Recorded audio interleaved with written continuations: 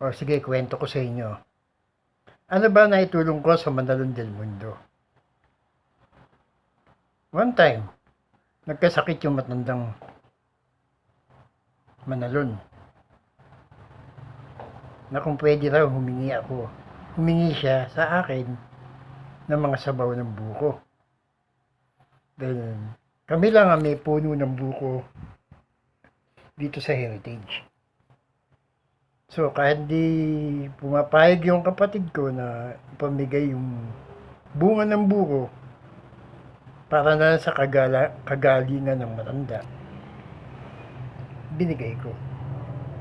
Pinakit ko sila. Kumuha kayo, sige. Bigyan nyo lang ako ng 3. O, di kaya, hati tayo.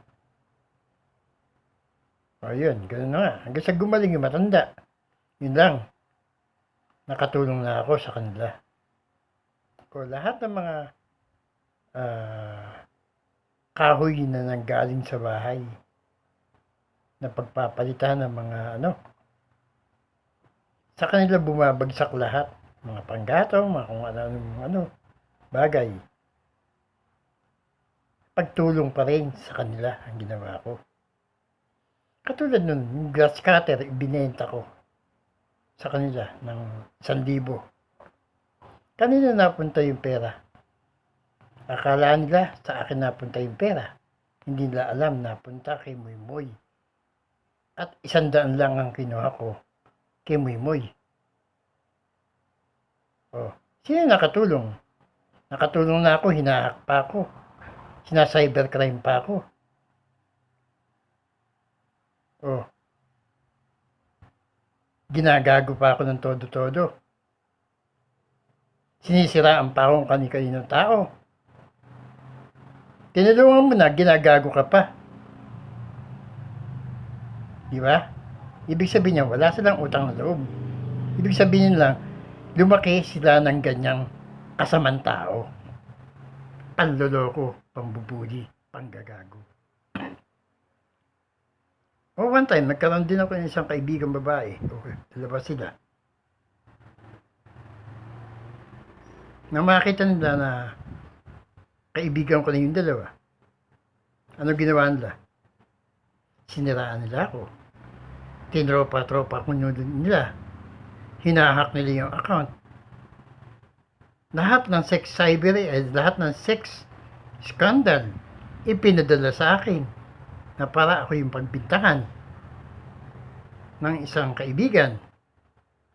So, ako yung napagbintangan. Sila mabuti, ako napakasama akong tao. Pero ang totoo na, hindi naman ako nagde-drugs.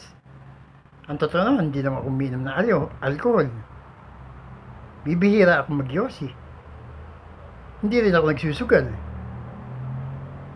Hindi rin ako makain ng baboy.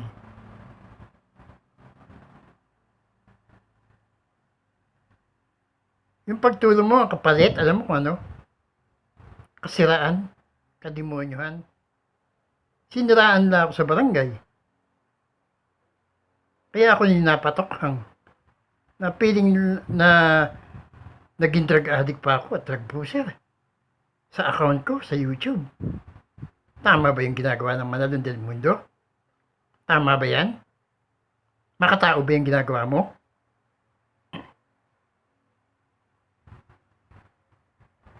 Huwag kang magpanggap na Kristiyano ka.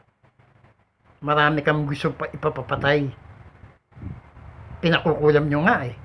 Ginagago nyo nga eh. Sinisiraan nyo nga kung kani-kanino eh. Huwag kang perfecto. Feeling.